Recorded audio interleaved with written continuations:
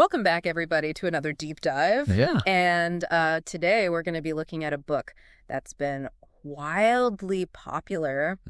It's Awaken the Giant Within by Tony Robbins. Oh, yeah. Classic. It's all about personal growth and reaching your potential. I think this one's helped a lot of people. I think so, too. And It's a good one. one of the things that I found really fascinating about this is that it was rejected by 14 publishers before it finally got published. 14. Yeah, so That's a lot of rejection. that's a lot of rejection. Yeah, and so, he clearly believed in this book and believed in the message. You have to, right? Yeah, and he dedicates the book to those who refuse to accept impossibility. Good dedication. Yeah, and who believe in miracles, which I think speaks to a lot of our listeners who are always looking for ways to grow and improve. And Always pushing the limits. yeah. And so we're going to do a deep dive into this book and explore some of the key ideas. There are a lot. There are a lot, like neuro-associative conditioning. Oh, yeah. And how the words we use can affect our feelings and how to determine your values. Values are big. Yeah. Yeah. But before we jump into all of that, he starts the book with 5 what he calls master lessons for personal growth. Okay. And the first one is mastery of your mind. The mind is everything. Yeah. Yeah. And he talks about this as, taking control of your thoughts and emotions. Right, because if you don't, they control you. Exactly. Yeah. And, he talks about his own journey of going from feeling overwhelmed and incapable to achieving success. I think that's relatable for a lot of people. Absolutely. Feeling overwhelmed. Yeah. Yeah. And, the mind is incredibly powerful. For sure. And speaking of powerful, the next master lesson he talks about is mastery of your body. Oh, yeah. And It's a popular one these days. it is, yeah. And, a lot of people are on their own health journeys. And he talks about this as being, more than just looking good. It's about feeling good. Right. It's about health and energy. Exactly. Yeah. And he talks about his own struggles with weight and how he really focused on shifting his self-image. Yeah. And he uses this really interesting metaphor of the body as a temple. I like that. Yeah. It makes you think, like, would I put junk food in a temple? Exactly. Yeah. Start to treat yourself differently. Right. Yeah. So that's a good one. It is. And then he moves on to mastery of your relationships. Ooh, relationships. Yeah. And Always a challenge. always a challenge. Yeah. And he even talks about the 4 stages of relationship breakdown. Oh, what are those? Well, it starts with annoyance, and then it moves to anger, and then Oh, boy. rejection, and then repression. So it's like a downward spiral. Yeah. And then he talks about this really interesting idea of understanding each other's rules. Rules. Yeah. Like, what do you mean? Well, these are the unspoken expectations we have in relationships. Oh, okay. Got it. Yeah. Like the things you need to feel loved. Exactly. Yeah. What do you need to feel loved and respected? It's kind of like the secret code we all have. Yeah. And then he moves into mastery of your finances, Okay. which, I think is something that a lot of our listeners are really interested in. And he talks about this idea of economic alchemy. Alchemy. Like turning lead into gold. Well, yeah, kind of. Wow. He uses the example of silicon, Right. which is essentially sand, Right. but we turn it into these powerful computers. That's true. So it's about seeing the potential. Finding value where other people don't. Exactly. Yeah. Turning something ordinary into something extraordinary. Is kind of magical. It is, yeah. Yeah. And then the final master lesson he talks about is mastery of your time. Oh, that's a big one. Huge. Yeah. Especially in today's world. Right. Everybody's busy. Everybody's busy, yeah. Yeah. And he talks about this as being more than just time management tip. He talks about how short-term thinking can lead to long-term pain. And he uses the example of this young musician who almost gave up on his dream because he wasn't seeing results fast enough. It's hard when you feel like you're working hard, but nothing's happening. Absolutely. Yeah. And he talks about this idea of lag time. Lag time. Yeah. Okay. And that we tend to overestimate what we can achieve in a year, Mm. but underestimate what we can achieve in a decade. That's probably true. So it's about setting those long-term goals. Playing the long game. Exactly. Yeah. And trusting the process. Trust the process. Yeah. And so those are the 5 master lessons, but they all build on this idea that our beliefs shape our reality. Powerful stuff. Yeah. It's a pretty bold claim. It is, but Right. I think there's something to it. Yeah. And he backs it up with some pretty powerful stories. Oh, like what? Well, he has this one story about a KKK member who undergoes a total transformation Yeah, and he uses that as an example of how examining and changing our beliefs can completely shift our behavior. Yeah. You're looking at the world through a whole new lens. Exactly. Yeah. On the flip side, he talks about this idea of learned helplessness. Learned helplessness. Yeah. What's that? Well, it's the idea that we can become conditioned to believe that we're powerless to change our circumstances. Oh, I see. And he uses this example of a guy named Bob who settles for a dead-end job because of his low self-esteem. Right, because he doesn't believe he deserves any better. Exactly. Yeah. And it's so easy to fall into those negative thought patterns, It is. especially when you've been in a rut for a while. Right, you start to feel stuck. Exactly. And Robbins says that achievers view problems as temporary setbacks, Okay. not permanent roadblocks. I like that. Yeah. Yeah. So it's about believing in your ability to change things. Right. Mindset is everything. Exactly. So if we want to shift our beliefs, Robbins introduces this technique called neuro-associative conditioning, or NAC. Then AC. Yeah. Okay. And it's all about breaking those limiting patterns and creating lasting change by essentially rewiring your brain. Rewiring your brain. Yeah. Sounds intense. It is kind of. Yeah. It compares our brains to these incredible computers, Mm-hmm.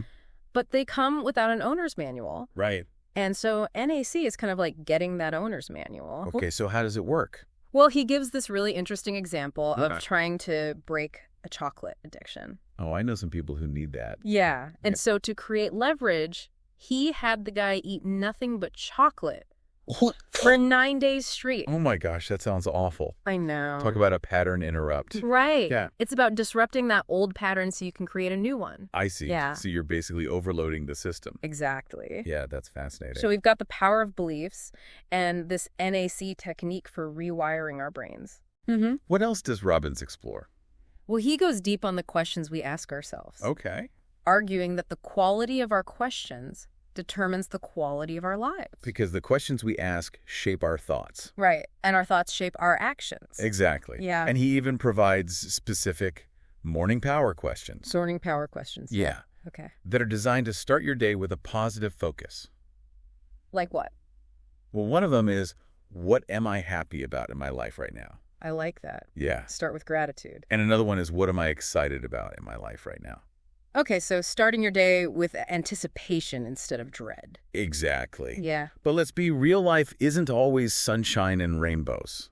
that's true. How do we handle the tougher emotions? Robbins says our vocabulary plays a huge role. Okay. The words we use to describe our emotions actually shape those experiences. So it's about reframing negative thoughts. It's more than that. Yeah. It's about being precise with your language. Robbins tells a story about himself, his CEO, and a friend all experiencing anger. Okay. The CEO was using intense words like furious. Mm-hmm. Robbins said he was angry and their friend was just peeved. So they're all feeling the same physiological sensations? Right, but the intensity is different because of the words they're using. That's really interesting. It's about understanding the power of language Yeah. to shape your internal world. And he doesn't stop there. He actually identifies 10 core emotions. 10. Yeah, Wow, okay. that are key to personal power. Okay, tell me more about these emotions. We could sort of whole deep dive on I it. bet. But three that stand out are fear, guilt, and love. Those are some biggies. They are. Okay, let's start with fear. What does Robbins say about fear? He sees fear as a signal, a message, that we need to prepare for something. Okay. It's not about denying the feeling. It's about understanding what it's trying to tell us. So it's not necessarily a bad thing. Right. Yeah. It can be helpful if you listen to it. It's about taking action based on that fear. Okay, what about guilt? Guilt can be tough. It Yeah, can really eat away at you. it can. What's Robbins' take on it? He believes guilt serves a purpose. Okay. It's a signal that we violated one of our own values. Oh. It's a reminder to make things right. So it's not about dwelling in guilt. Right. It's about using it as motivation for change. Exactly. Okay, last but not least, love. Love. That's a big one. It is. What does Robbins have to say about love? Robbins views love as the driving force behind all human action. Wow. Yeah. Okay. He believes that even seemingly negative emotions stem from a desire for love. So like even anger or sadness. Yeah, it's about digging deeper and understanding the root cause. That's a really interesting perspective. It is. And then he talks about how metaphors can shape our thinking. Ah, I love metaphors. Me too. Yeah. He tells a story about a guy named Maestro. Maestro. Yeah. Okay. Who transformed his health using a powerful metaphor. I'm intrigued. Tell me more. Yeah. Well, Maestro was struggling with his weight. Okay. And he had this breakthrough when he started viewing his body as a temple. Okay. So instead of asking, can I eat this? He started asking, would I put this in a temple? I love that. Yeah. Like changing your perspective. Right, and it worked. Wow. Maestro lost a significant amount of weight and kept it off. That's incredible. It is, metaphors are powerful. They really are. Yeah. This is so much to process. We've talked about the power of beliefs, neuro-associative conditioning, asking empowering questions, the impact of our vocabulary, those 10 core emotions, and now the power of metaphors. It's a lot. It is. But it's all about taking control. Right, and we haven't even gotten to values, rules, and identity. Ah, there's so much more to come. I know, it's like we're getting this owner's manual for our brains. It is empowering. Yeah, but where do we even start? That's the million-dollar question. It is. Maybe we should pause here and let our listeners digest all this for a bit. Yeah, that's a good idea. We'll be back in a flash with more insights from Awaken the Giant Within. Can't wait. Welcome back. Oh, I'm ready for more. You ready to dive back into Awaken the Giant Within? Absolutely, let's do it. Okay, so last we left off, we were talking about how our beliefs shape our reality. Yeah, and how we can actually rewire our brains using things like NAC. Right, exactly. And now we're going to explore the power of values, rules, and identity. Oh, those are some juicy topics. They are, yeah. And they're so fundamental to who we are and how we live our lives. Yeah, I feel like those are things we don't often think about consciously. Right. Yeah. They're kind of operating in the background. Yeah, but they're having a huge impact on our decisions and our actions. Robbins says our values are like a compass. Okay. They guide our decisions and ultimately lead us toward our destiny. So if we're not intentional about our values... we could end up somewhere we didn't intend to go. Oh, that's a scary thought. It is, Yeah. yeah. And he uses some really inspiring examples. Like what? Well, he talks about Jaime Escalante. Oh, yeah, the teacher from Stand and Deliver. Yeah, exactly. Amazing story. And he also talks about Ross Perot. The businessman. Yeah, who orchestrated this daring rescue mission during the Iranian Revolution. Wow. Those are some pretty incredible examples. They are. And both of these men lived by their values, and it led them to do extraordinary things. So it's not just about knowing your values, Right. It's about actually living them. Exactly, walking the walk. Yeah, so how do we figure out what our values are? That's a good question. It's not like we're born with a list. Right. It takes some self-reflection. Yeah. Think about what truly matters to you. Oh, good. Brings you joy. Uh-huh. What are you willing to fight for? What kind of impact do you want to have on the world? Those are good questions. Yeah, those are clues to your values. So our values are shaped by our experiences. Absolutely. Yeah. And Robbins even talks about these reference experiences. Reference experiences. Yeah. What are those? Those key moments that have a lasting impact on our beliefs and values. He shares a really powerful one from his own childhood. Oh, yeah. Tell me about that. He talks about a time when his family couldn't afford Thanksgiving dinner. Oh, wow. And it had such a profound impact on him that he's dedicated his life to helping those in need. That's really moving. It is, yeah. It shows how those early experiences can shape who we become. Okay, so we've talked about values and how they guide our decisions. What about these rules that Robbins talks about? Yeah, those are those often unconscious beliefs that we have about what needs to happen for us to feel happy, successful, or loved. It's like a set of conditions we put on ourselves. Exactly. And sometimes those rules can actually sabotage us. Ooh, okay, give me an example. Well, he tells this story about a woman who needed a man to constantly pursue her, even if she rejected him, Okay. in order to feel attracted. Oh, wow. It highlights how our rules can actually sabotage our relationships. Yeah, I think we've all had moments where we self-sabotage without even realizing it. It's about bringing those unconscious rules to the surface. Yeah. So we can examine them and choose whether they're actually serving us. Yeah, right, because sometimes those rules are based on old beliefs or past experiences that no longer hold true. Exactly. Okay, so we've got values, we've got rules. What about identity? How does that fit into all of this? Robbins argues that our identity, the beliefs we hold about who we are, can either limit or expand our potential. So it's the story we tell ourselves about ourselves. Exactly. And sometimes those stories are not very empowering. Yeah. They can become self-fulfilling prophecies. Right. If you believe you're a failure, you're more likely to give up easily. Exactly. And he gives this really chilling example of an American POW. Oh, wow. Who, through subtle psychological manipulation, came to embrace the enemy's ideology. Like they brainwashed him. It shows how malleable our identities can be. It's a little scary when you think about it. It is. Yeah, it reminds us that we need to be conscious of the stories we're telling ourselves. So how do we change those stories? Robbins argues that changing our behavior isn't enough. We need to shift our identity at a fundamental level. So it's about changing the story from the inside out. Exactly. Yeah. He uses the example of a drug addict who shifts their identity from I'm a drug addict to I'm living proof that no problem is permanent. Wow, that's powerful. It is. And that new identity empowers them to make different choices and create a new future. So it's about believing in a different version of yourself. Exactly. And then taking actions that align with that belief. This is all so eye-opening. It's like Robbins is giving us a whole new framework for understanding ourselves and creating the lives we want. It's empowering stuff. It is, but it also feels like a lot to take in. It is. There's a lot here. Where do we even begin? Well, Robbins provides a roadmap, but ultimately it's up to each individual to choose their own path. Okay. It's about listening to your intuition and taking action. Taking action. I like that. Because knowledge is only powerful if we actually use it. Right. It's about becoming active participants in our own lives, not just spectators. That's the essence of personal growth. I love that. So we've talked about values, rules, identity. Those are some pretty deep concepts. They are. Robbins also gets into some more practical stuff, like setting and achieving goals. Yeah, he calls it finding your magnificent obsession. Magnificent obsession. That sounds intriguing. Tell me more. It's about identifying a goal that's so big, so exciting, so meaningful, that it pulls you forward and gives you the energy to overcome any obstacle. So it's not just about setting any old goal. Right. It's got to be something that truly lights you up. It's got to be your magnificent obsession. Exactly. And he provides a step-by-step process for setting those goals and breaking them down into manageable chunks. Okay, so it's not just about dreaming big. Right. It's about actually taking concrete steps to make those dreams a reality. And he stresses the importance of celebrating our wins along the way. Yeah, it's easy to get so caught up in the pursuit of our goals that we forget to acknowledge how far we've come. Right. We need those little celebrations to stay motivated. Absolutely keep that momentum going. And let's be honest, personal growth can be challenging.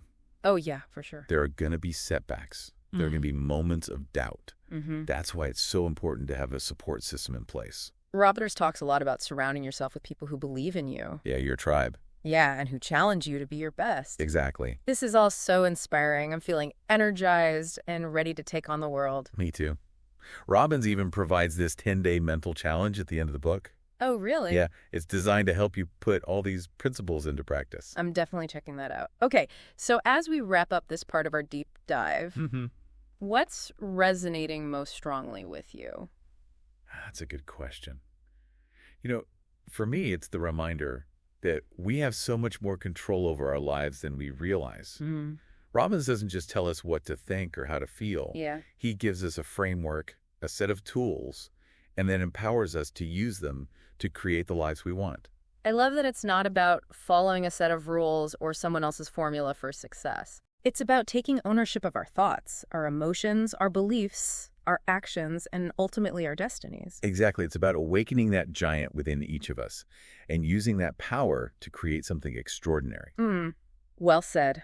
We'll be right back with more insights from Awaken the Giant Within. And we are back. Back for more Tony Robbins. I'm still buzzing from all the incredible insights we've uncovered in Awaken the Giant Within. I know, right? It's a lot. It's amazing how he connects all these different aspects of personal growth, you know?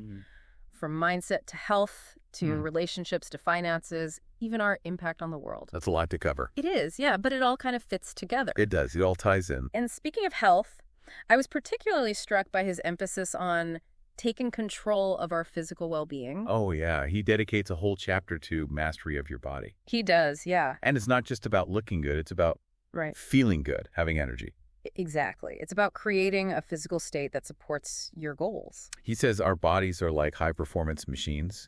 If we want to achieve peak performance, we need to fuel them properly. Right. It's like putting premium gas in a sports car. perfect analogy.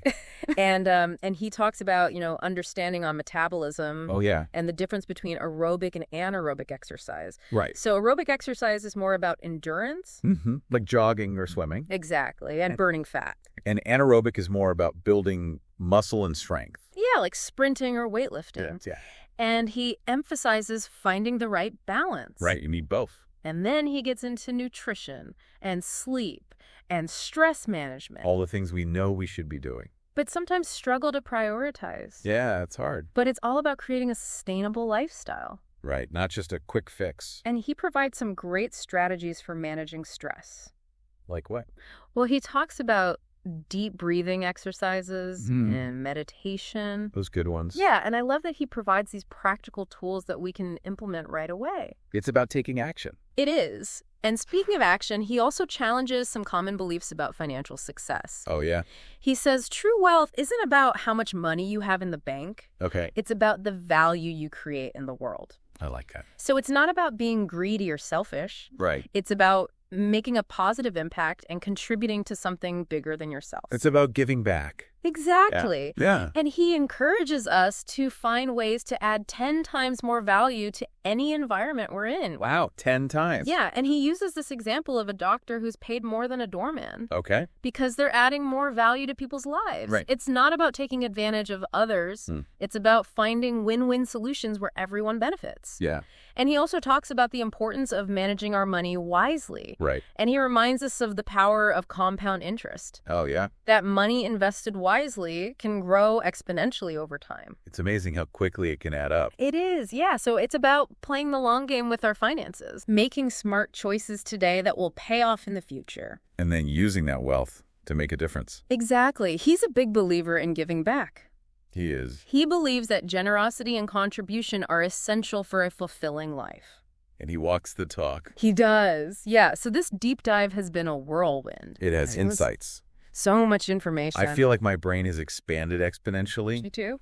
But most importantly, I feel inspired and motivated to take action. That's what it's all about. So what's one thing that you're going to take away from this conversation?